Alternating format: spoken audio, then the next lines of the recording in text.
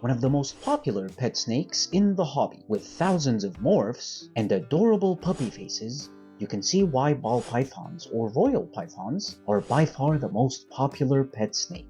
I have been obsessed with this life form for decades. After watching literally all the content I could find on the topic, I became even more obsessed and wanted to get a ball python more than ever. But I also wanted to set up this ball python in a fully lush bioactive enclosure. So before I get the noodle, I got an Exoterra 24x18x12 and got building. Welcome to the Microverse.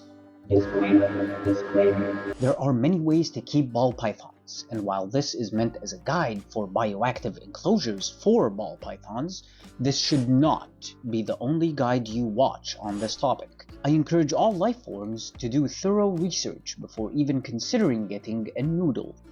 This was my first attempt at what I now call the Republik of Padokia from the Hunter x Hunter anime, and in August of 2021 we went to an expo and picked up the little noodle. As a little noodle, he enjoyed the size of his enclosure, but soon he would grow into a ginormous udon and thus needed an upgrade.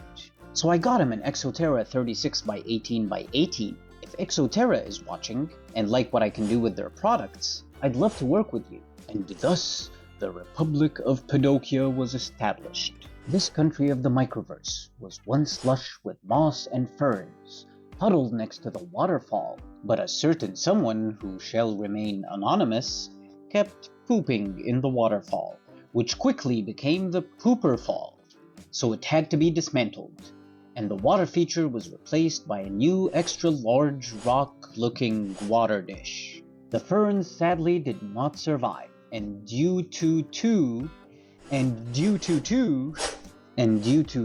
different types of isopods residing in the soil, more on cleanup crews later, the moss did not survive either.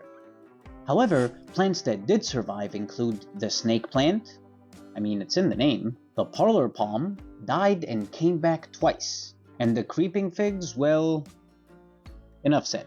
False bottom. A false bottom in a ball python bioactive enclosure is highly debatable. For me, I only put a very thin layer of gravel because I wasn't sure if the waterfall was gonna leak.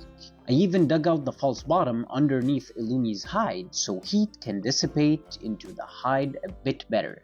Speaking of heat, reptiles are cold-blooded life forms. How this pertains to their enclosure has to do with heat. All reptile life forms need external heat to properly digest their food, and will require what is referred to as a heat grid in their enclosure, meaning there should be a hot side of the enclosure and a cooler side of the enclosure. For ball pythons, the temperatures should be in the range of 80 to 90 degrees Fahrenheit on the hot side, and about 70 to 80 degrees Fahrenheit on the cooler side. Humidity grid. Ball pythons also need a humidity grid, which will most probably be the inverse or opposite of the heat grid. So there would be a dry hot side and a humid cool side. Up to 90% humidity in the humid side, and no less than 65 to 70% humidity on the hot side. Substrate. The substrate I used in this build was my modified ABG mix, which included the ready-made ABG mix bag from Critter Jungle. This contains cocoa coir, cocoa husk, crushed cuttle bone, leaf litter, worm castings, and sphagnum moss. I added more sphagnum moss as well as reptibark and more leaf litter. I also mixed in some potting soil that contained some perlite. Plant selection. Plant selection will vary, however. In my experience, tough hardy plants that don't mind being roughed up a bit work best. This includes, but is not limited to, pothos and all its varieties, Ficus pumila and all its varieties, Sansevieria or snake plant and all its varieties.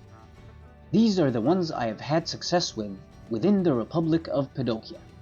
Between these three species, there is enough variety in color and texture to create a functional yet aesthetically pleasing bioactive enclosure. While I do believe that any vining plant that is either well established or well attached to a support should be able to survive the bulldozing, if you are creating a naturalistic background like this one, it might be a good idea to add small plastic plant pots to the background. If using expanding foam, they should be easy to conceal, and should keep your plant bebes from the path of destruction. I have seen Illumi try to dig. He isn't very good at it, but good enough to uproot non-established plants. The best thing to possibly do is have the flora life forms well established, for about a minimum of 2 weeks, before adding the noodle type life form, especially these chonkers. But if you must add your noodle life form right away, it is a good idea to start vining plants or climbing plants on the humid side, so they can establish a root system quickly and thus avoid the trampling. Cleanup crew! A good custodian or cleanup crew is essential in a vivarium, which is a terrarium that houses a pet. 2 types of isopods call this Republik home: powder orange isopods and dwarf white isopods, as well as 2 types of springtails, Fulsomia candida and Sinella curviceta. And they have all done a fabulous job at keeping the Republik of Padokia clean. They will feed on whatever decaying or fecal matter I miss during my cleaning. I added the powder orange isopods and the Sinella curviceta springtails because they withstand a bit more of an arid environment. That way, I would have a cleaning grid on both the dry hot side and the humid cooler side. Backgrounds.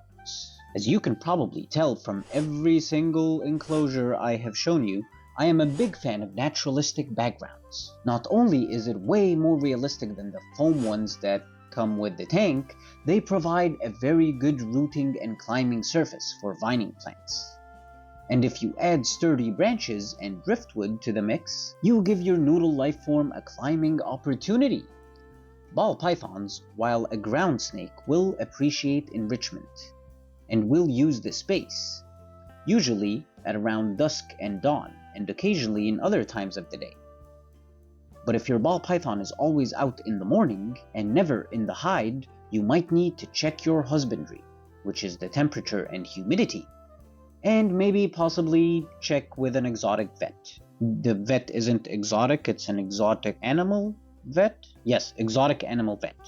The Republik of Padokia here is about 1.5 years old.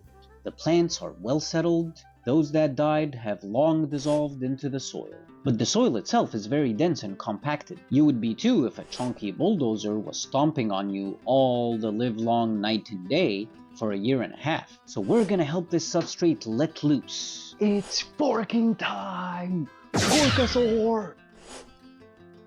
I usually unleash the Forkosaur during maintenance sessions, which the Republik of Padokia sorely needs. I will trim what I can of the ficus and propagate it elsewhere in the Republik. This is what I'm going through. He went through the tripod.